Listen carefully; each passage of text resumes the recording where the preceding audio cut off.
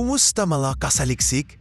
Maraming mga tao ang hindi alam na ang simpleng prank ay maaaring mauwi sa nahamamanghang paghihiganti. Kaya mula sa tattoo na may mukha ng nobya na natulog ng nakanganga hanggang sa pagbaha ng basement gamit ang bukas na gripo bilang ganti sa isang kuripot na landlord, ay pag-usapan natin ang 10 pinakamatinding paghihiganti na umalingaw-ngaw sa buong mundo. Kaya kung handa ka na, ay simulan na natin. Number 10. Malupit na tattoo. Minsan, ang pagganti ay hindi lang basta biro, kundi literal na itinatatak sa balat. Isang tattoo artist na kilala sa TikTok bilang Modern Day Angel ang nakatanggap ng mapanirang komento mula sa isang netizen na nagngangalang Max. Imbes na balewalain ito, gumawa siya ng plano na tiyak na hindi malilimutan ng sinuman. Sa halip na makipagtalo online, nag-imbestiga si Modern Day Angel at nadiskubre ang Facebook account ni Max kung saan may post ito tungkol sa pagkamatay ng kanyang ama. Ang sumunod ay hindi na basta pangkaraniwan. Pinatato ni Modern Day Angel sa kanyang hita ang muka ng yumaong ama ni Max at katabi nito ang isang nakangising Grim Reaper. Oo, isang dark at brutal na forma ng pagganti. Ang buong internet ay nayanig at maraming netizen ang hindi alam kung tatawa ba sila o matatakot. Ang larawan ng ama ni Max ay naging permanente sa balat ng taong hindi niya kilala. Isang paalala na minsan ang online trash talk ay may tunay na kabayaran. Number 9. Ganting pangbubong. Kung ang prankster na si Derek ay akala niyang siya ang hari ng kalokohan, nagkamali siya ng taong pinagtawanan. Sa isang pagawaan sa UK, matagal ng piko ng makakasamahan niya sa paulit-ulit na pang-asar, glue sa mga mesa, putik sa patatos at maging helmet na hindi na matanggal sa ulo. Pero nang ang kasamahang si Gary ay napikon sa ginawang helmet glue prank, binalikan niya ito ng isang ganti na hindi kailanmang mabubura sa alaala ni Derek. Ginamit ni Gary ang tulong ng crane operator upang buhatin ang pinakaiingatang motorbike ni Derek at inilagay ito sa bubong ng gusali. Paglabas ni Derek, akala niya'y ninakaw na ang kanyang motor hanggang sa makita niya itong nakapark sa pinakataas ng building habang pinagtatawanan siya ng lahat. Isang buong weekend siyang walang motor, gumastos sa taxi at walang magawa kundi ang tanggapin ang kanyang kapalaran. Minsan, ang tunay na hustisya ay hindi dumadaan sa suntukan kundi sa claim. Number 8. Amoy paghihiganti.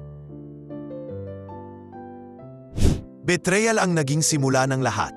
Si Beth, isang estudyante sa London, ay nalaman na ang kanyang nobyong si John ay may ibang babae at sa pinakawalang hiyapang paraan. Habang nagbubook siya ng surprise trip para sa kanilang dalawa, nadiskubre niyang may ibang hotel bookings pala si John gamit ang pangalan niya. At sa isa doon, kasalukuyang kasama nito ang kabit niya. Ngunit imbes na magwala, pinili ni Beth ang mas tahimik ngunit mas mapanirang plano. Dahan-dahan siyang lumipat ng tirahan at inihanda ang kanyang ultimate revenge.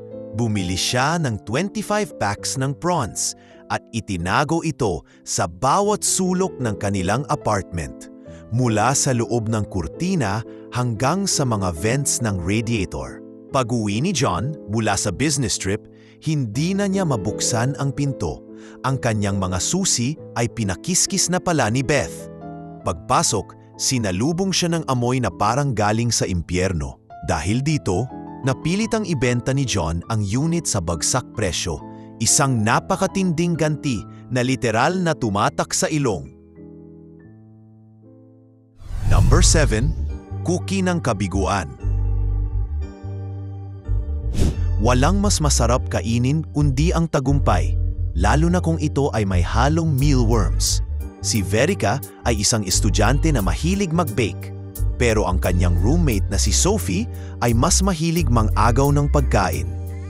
Tuwing makakagawa ng cookies si Verica, agad itong nawawala sa kusina at lumilipad papunta sa kwarto ni Sophie, na parang multong gutom sa sugar.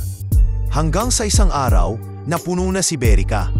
Nag-bake siya ulit ng cookies, pero sa pagkakataong ito, nilagyan niya ng halos kalahating libra ng tuyong uod ang masa. Tulad ng inaasahan, kinain ito ni Sophie nang walang paalam. Pero sa huling kagat, umasok si Berica sa kwarto at tahimik na sinabi, "Kakakain mo lang ng mealworms." Sumunod ang pagsusuka, luha at pagsisisi. Mula noon, hindi na muling nagkamaling kumuha si Sophie ng cookies na hindi kanya. Sa bawat ngiti ni Berica, may halong sarap ng tagumpay at takot na baka mag-bake ulit siya. Number 6. Bistadong kasal. Di inaasahan ng bride na si Rebecca na ang araw ng kasal niya ang magiging pinakamalaking kahihiyan ng kanyang buhay. Ilang araw bago ang seremonya, nalaman ng groom na si Pete mula sa kaibigan niyang si Paul na si Rebecca ay may mga lihim na relasyon at hindi lang isa kundi ilan. Pero imbes na harapin si Rebecca, mas pinili ni Pete na paghandaan ang isang ganti na tanging altar ang saksi. Dumating ang araw ng kasal at lahat ay masaya. Nang tanungin si Rebecca, sinabi niyang I do. Ngunit nang si Pete na ang tinanong, mariin niyang sinagot ng I don't. Sa gulat ng lahat, pinatayo niya ang mga bisita at pinabuksan ang mga envelope sa ilalim ng kanilang mga upuan. Nandoon ang mga litrato ni Rebecca habang hinahalikan ang iba't ibang lalaki. Habang nagkakagulo, tahimik na lumabas si Pete at ang mga groomsmen. Nagtungo sa bahay nila at itinapon ang mga gamit ni Rebecca sa damuhan. Tinapos niya ang lahat sa pamamagitan ng pagpapalit ng mga kandado. Epic ang wedding, pero hindi dahil sa pagmamahalan, kundi dahil sa ganti. Number 5. Ganti ng higanteng kumpanya. Hindi akalain ng mag-asawang sina David at Nina Steiner na ang kanilang maliit na blog ay magpapagalit sa isa sa pinakamalalaking e-commerce na kumpanya, ang eBay.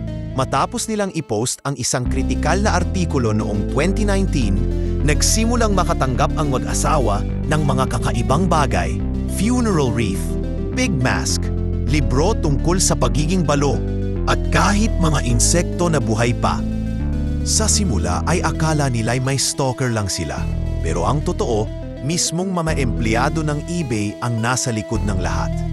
Gumamit pa ang kumpanya ng fake accounts at GPS tracker para takutin sila. Pero bumaliktad ang lahat nang matrace ang biniling pizza sa isang gift card mula Silicon Valley. Sa mismong headquarters ng eBay, nahuli ang 7 empleyado at nakulong.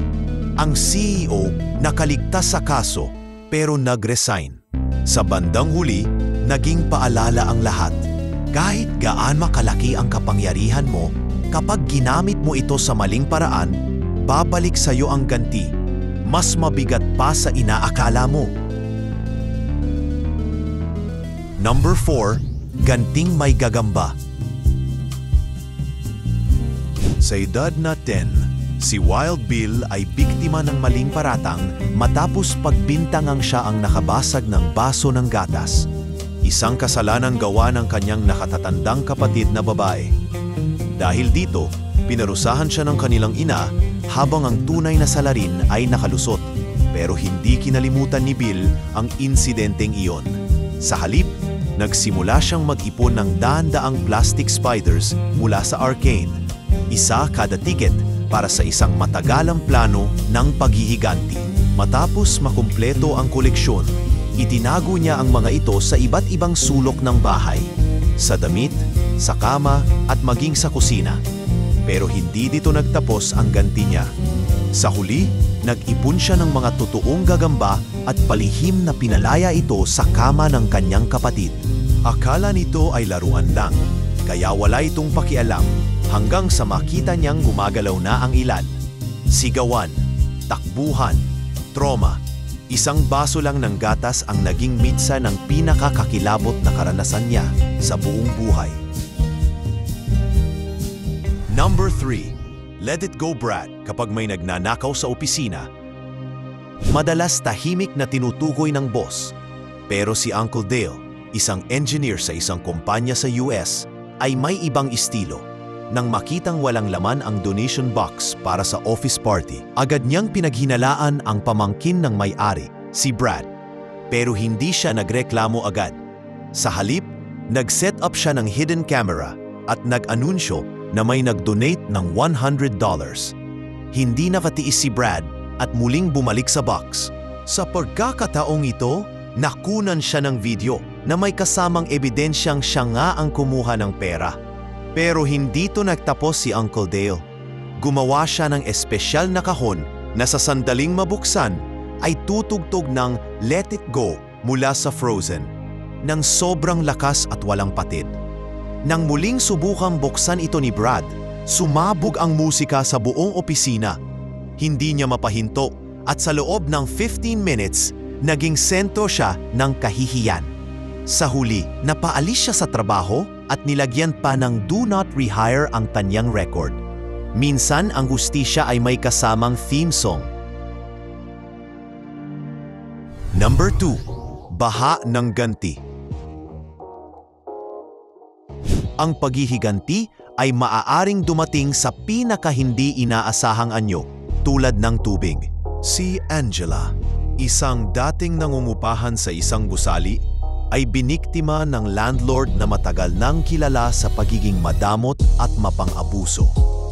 Pagkatapos siyang gipitin at pagkaitan ng kanyang $1,200 deposit dahil sa isang oras na late move out, napuno na si Angela. Ngunit imbes na magwala, naghintay siya at 6 na buwan ang lumipas bago siya kumilos. Isang gabi, kahimik siyang bumalik sa gusali at binuksan ang isang labas na gripo malapit sa basement. Isang lugar na eksklusibong gamit ng landlord bilang imbakan ng electronics. Tumulo ang tubig papasok buong gabi, buong araw, buong linggo, hanggang sa tuluyan ng lumubog sa baha ang basement, kasabay ng pagkalunod ng libu-libong halaga ng kagamitan. Ang landlord? Wala. Ang karma? Nandoon, umaagos sa hagdan. Hindi mo kailangang sumigaw para gumanti. Minsan, sapat na ang iwan mong bukas ang gripo.